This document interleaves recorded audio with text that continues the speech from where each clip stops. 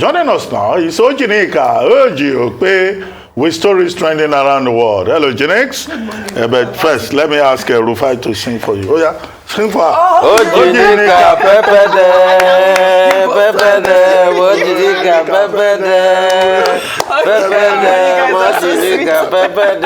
Okay. I know what I'm going to do to you after the show. Okay. All right. Good morning to you, viewers. Let's begin what's trending. As Nigeria continues to experience damaging floods in several states, Delta State Governor Ifeanyi Okowa on Thursday urged the federal government to build new dams in the country.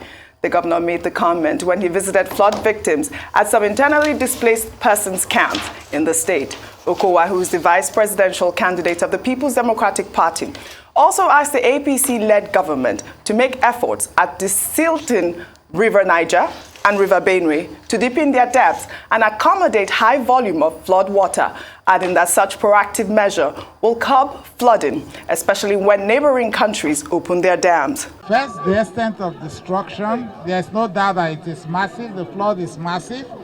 We may not be able to assess fully now the extent of destruction, but obviously it's massive.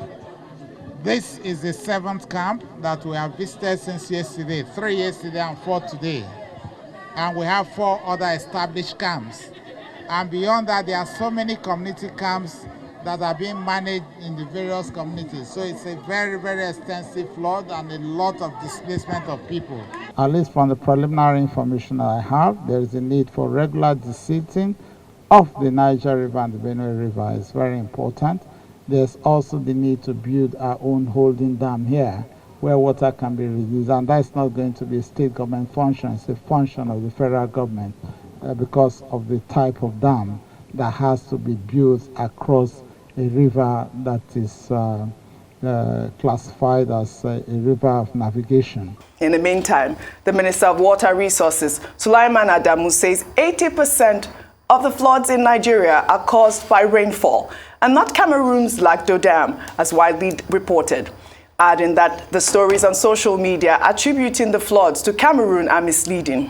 The minister made the comment during the ministry's 2023 budget defense in Abuja on Wednesday. While in his speech, Adamu maintained that Cameroon's Lagdo Dam contributes only 1% to the flooding in the country, and that the remainder is water that Nigerians are blessed with from God. Stories I've been seeing on social media, I just laugh because they're misleading. Lagdo Dam releases the flood, its contribution to flood in this country is only 1%. Sometimes they release water without notice, and when they do that, it has impact on communities downstream. But it is not the main reason why we have flood in this country. 80% of the flows in this country is water that we are blessed with from God from the sky. This year's flood, I can assure you, we cannot blame it on Cameroon, to be sincere. Well, Dr. Abati, the minister went on to say that we're going to continue to have floods and that Nigeria and Cameroon signed an MOU, and based on that MOU, Cameroon is supposed to inform Nigeria whenever they release water. I mean, that's his claim at this point. But I particularly liked Dr. Ifeanyi Okowa's visit to the internally displaced camps. I feel like we would like to see more of these candidates go out to visit these people that are in dire need of help at this point. And I also liked his comment saying that, Nigeria needs more dams, and that's exactly what we need at this point. Dr. Abati. Okay, good. This week, the candidate of the Labour Party decided to suspend his campaigns to visit,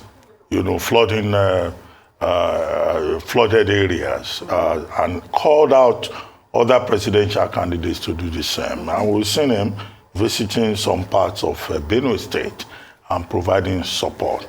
And now we have also seen, as you have reported, Senator Ifeanyi Okowa of Delta State. My state. Yes, your state, saying that his state, his government has set up 11 camps. And he visited the people and he tried to provide support for displaced persons. And he talked about climate change, he talked about the dam in Cameroon.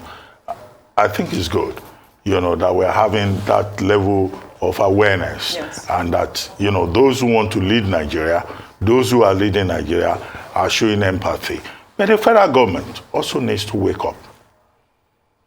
We have made suggestions on this program that the federal government will need to do a number of things. Provide support for the farmers.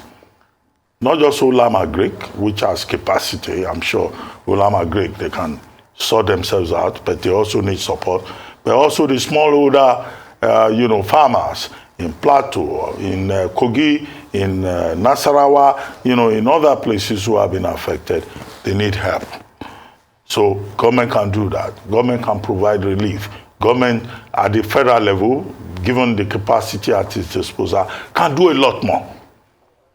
Now, as for the minister, Suleiman Adamu, well, he's right in some respects, he's wrong in some respects. He's right in one respect to say that it's not just Lagdo Dam, it's a combination of factors. Those factors include one, climate change. That's one of the factors. And that has just been confirmed by a press release by the Ogun River Basin Development Authority, saying that the water level has gone up because of excessive rainfall. Before Ogun said that, we had heard from NIMET, Nigerian Meteorological Service, we had heard from the Nigerian Hydrological Agency, saying that in fact this year, the situation is going to be worse. Ogun River Basin Development Authority just gave an alarm that they too are going to release water. When they release water, many places around Ogun State and Lagos will be flooded. The Lagos State government also warned earlier that people in low-lying areas, all these people living in Akute, Agilinti, Owode Onire, all those places, up till the bridge, Akute, and all those places, that they should move upland. So we now have notice from Ogun River Basin that they are going to release because the capacity of the dam cannot cope with the amount of rainfall. The other issue that we have also identified here is also drainage.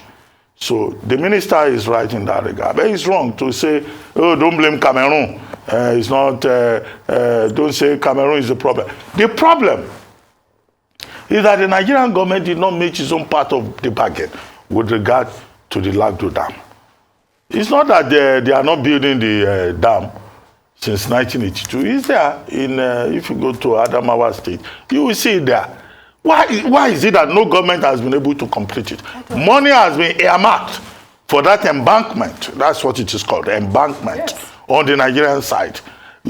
Why is it a perennial project? Even the second Niger bridge, over which people were just playing politics for years, we are now hearing that one has been completed. So what is happening to that bridge and all the money of that dam and all the money that has been allocated for it? These are the questions that the minister should address. Absolutely. Not for him to come and be trying to defend Cameroon and all that. He should talk about the negligence, the failure of leadership on the Nigerian side. Well said, that's the way I see it. Well said, Dr. Abati. Well, in other news, the presidential candidate of the Labour Party, Peter Obi, on Thursday donated 5 million naira to victims of flood in Benue State. The donation is coming after Obi announced the suspension of the Labour Party's presidential campaign to assist victims of flood and urged other presidential candidates to do the same. The Labour Party flag bearer announced the donation when he visited an internally displaced camp in Benue State. I don't know where to start. I wouldn't have imagined what is there. But please, on behalf of the vulnerable children that are here, and maybe in other camps, I'll try to do whatever I can do quickly to support, and I'll make sure that if you give me an account today, I will start with the little I can. At least today I can start with a sum of 5 million naira. I go on, who be once. We'll go on to see what we can do to support you. I could not believe this is possible. We're in Nigeria, this is happening in Nigeria. Rufai, this is exactly what we need to see. Yeah. Dr. Ifeanyi Okowa donated. He used that opportunity also to urge, other presidential candidates and the federal government to donate to IDP camps. I mean, I'm really excited about what Peter Obi has done. Kudos to him, donating 5 million, suspending this campaign, like he was hearing what we're saying here, because I called for presidential candidates to suspend their campaign. Yes. But there have also been people that have donated to flood. Bola Ahmed Tinubu, I think in September, donated 50 million to flood victims in Jigawa. And we saw the picture of Ifeanyi Okowa across board, meeting up with people. Anyway, he's still the governor of the state, so he should reach out to the people and all of that. But one thing I really like about what Peter Obi did was remarkable. Went there with them, stayed with them, went through the waters with them, and he was joined by Governor Otom there, saw the camps, donated 5 million. But what more money to be donated? Absolutely. And this should put more attraction to the flood. But one thing Governor Okowa called for that I like is the silting of the waters. Yes. Because one thing about our rivers in Nigeria is the fact that it's quite very shallow. So we have big body of water, but it's quite very shallow. I mean, when you get through to the Niger, if you dredge it, you will know it's quite very shallow. And that's why you've constantly had products about dredging of the Niger to be able to take bigger volumes of water. The Benue too, quite very shallow. And that's why even our ports here, we have to dredge to be able to make the draft deeper. So that's a good suggestion by him. But for the minister, I think the minister just plainly lied, honestly. And I think the Minister of Water Resources should be called to order. There's flood induced by rain. Yes, we know that. That happened in 2018, where the millimeters of rainfall was so high, abysmally high. In fact, states along the coastal line, the Niger area, did about over 2,500 millimeters of rain. But this was largely caused by Lagdo Dam. NEMA brought out a report that the Lagdo Dam was going to be released, just like it happened in 2012. I'm sure he too will say, okay, maybe 2012 was not caused by Lagdo Dam. It was going to be released, and when it was released, 13 states will be affected. NEMA released that report, just follow the chronological order, around the 16th, 17th of September. September 13th, to be 13th, to be precise. 15th, the dam was released. Water started coming out. As at the 3rd of October, we had the first reportage about Kogi. So that means the water had flowed across the Benue and it had hit the confluence town around Kogi. And there was so much flooding because it had taken from the confluence town into Kogi and Niger and Benue. And there was that big traffic snarl up that caused fuel scarcity in Abuja for a couple of days. For last week, there was no fuel in Abuja. People had to buy black market. After it hit Kogi, the preceding days, then it came down south. States like Bayelsa, Anambra, and the likes. So there was a method to the madness, and you can follow the chronological order. So for somebody to say that it's not caused by the Lagdo Dam, I challenge him to bring his own facts out. Because even NEMA head, I think his name is Mustafa Ahmed, said that this will cause flooding. It will affect 13 states. And it was after the Kogi incident, you had the east-west road being flooded. So you could probably see the projection of water as it left Kogi, started coming down, collected into the Niger, and the east-west road was flooded. Why didn't the east-west road flood before the Lagdo Dam was released? Very. Don't pee on our back and tell. We are statisticians here. We look at the facts. We look at chronological order. Good question. So for him to say that he should apologize to Nigeria, like Dr. Abbas said, the federal government should do the work of completing the embankments. And build more dams. And build more dams. Yes, absolutely. If there's empirical order to show that there's a high, massive volume, millimeter of rainfall, we know that. Mm-hmm. But this is the Lagdo Dam. Don't pee on our back and tell us it's raining. It's a combination of factors. All right. Yeah. We'll take another story. Nigeria's First Lady Aisha Buhari has stirred up some controversy after apologizing to Nigerians for the hardship they may be facing due to unforeseen failures of the Buhari-led administration. The First Lady made the apology in an interview she granted the British Broadcasting Corporation during the special prayers she organized on October 1st to celebrate the 62nd anniversary of the country's independence. Aisha is quoted to have said that she's apologizing to Nigerians because the expectations on the Buhari-led administrations are so high and that maybe after 7 years, the administration was yet to meet the expectations. The First Lady also admitted that the APC faced a big challenge when they came to power because the country's resources were depleted. Well, let's take some reactions.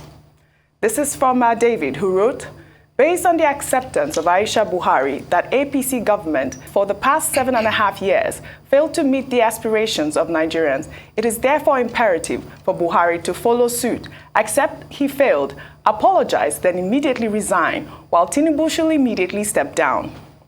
Well, another tweet there goes, I salute your honesty and Allah continue strengthening you, ma'am. These words alone is enough for me to forget my regret in voting His Excellency, PMB, in 2015. God bless Nigeria. Well, God bless Nigeria. I do admire this woman a lot, but she is, she has been known to be quite controversial. Really quickly, Dr. Abati. Well, apart from being the wife of the president, she's also a citizen. Yes. So she's entitled to her own opinions. And for her to say, well, government may not have met certain expectations, and hence we apologize. Well, she was not the one that people voted for. They voted for her husband. And when the husband was speaking at the end of the ministerial retreat, I thought he said, we have met the yearnings of Nigerians. There are many Nigerians who will say, well, you have not met our expectations, okay? So here is one Nigerian, Mrs. Buhari, say, okay, maybe we have not met everything. My husband has not done what you expect. I apologize on his behalf and all that. But that's one opinion. The opinion that is important is the opinion of Nigerians. And there will be more than enough time, to do a review, an assessment of the Buhari administration. The president himself has started doing so, in the reports that he has given, in the ways that he has said he has met the yearnings of Nigerians. But how has he met the yearnings of Nigerians? We'll probably know in 2022 during the elections, which may, in a major part, be a referendum on the APC administration. The second thing also is that Nigerians have the right to their own opinion. Absolutely. And they will decide one way or the other. If they are happy with 33% unemployment rate, if they are happy with 20.77% inflation rate, it's up to Nigerians to decide. Absolutely. I mean, for me, it's good she apologized because she sees the way things are. A lot of expectation rested on this government. Oji, let's not forget, people shouted and screamed their lungs high, say Baba, when this government came in. I remember that. They were so happy, they popped champagne, but they were disappointed. That's why, please, I beg, dear presidential candidates, whoever you will be, if you emerge president in 2023, please don't disappoint Nigerians. I mean, I tweeted that out this morning, and I have to repeat again. But like the president said, he said he has done well, he has done some things, so we don't even know who is apologizing and saying only now. this week, Lai Mohammed released that series, highlighting his But the Nigerian people will decide. Absolutely. Whatever they've done. Nigerian people will mark their result sheets in these elections. But for some weird reason, I want to be very cheeky this morning, Oji. I've been listening to the song of a pop band called One Republic, and they've been singing "It's Too Late to Apologize." It's too late. You remember the song? To apologize. Well, it's never too late to apologize, Rufai. I've been listening to One Republic. Well, all right. We shall take our final story.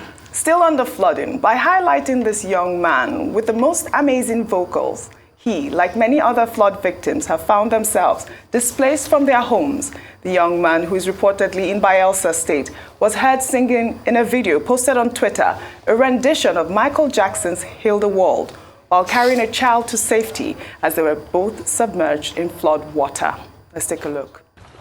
Make it a better place for you and for me and the entire human race.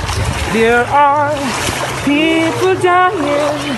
If you care enough for the living, make a better place for you and for me. Heal the world, make it a better place for you and for me and the entire human race. There are people dying. If you care enough for the living, make it a better place for you and for me. Make it a better place for you and for me and the entire human I mean, that man, that young man is completely fantastic. We're calling on Don Jazzy and everyone who can sign this young man up. Dr. Avati, really quickly. Heal the world. Michael Jackson. Yeah. The world is in need of healing. Nigeria is in need of healing. Absolutely. The gentleman there could not have put it better. Thank you very much, Ojineka. Well, thank you very much, you both, for your great analysis today on What's Trending. Well, that's all I have for you on What's Trending today. I'll see you all next week. Make it a better place for you and for me and the entire human race. There are people dying. If you care enough for the living, make it a better place for you and for me.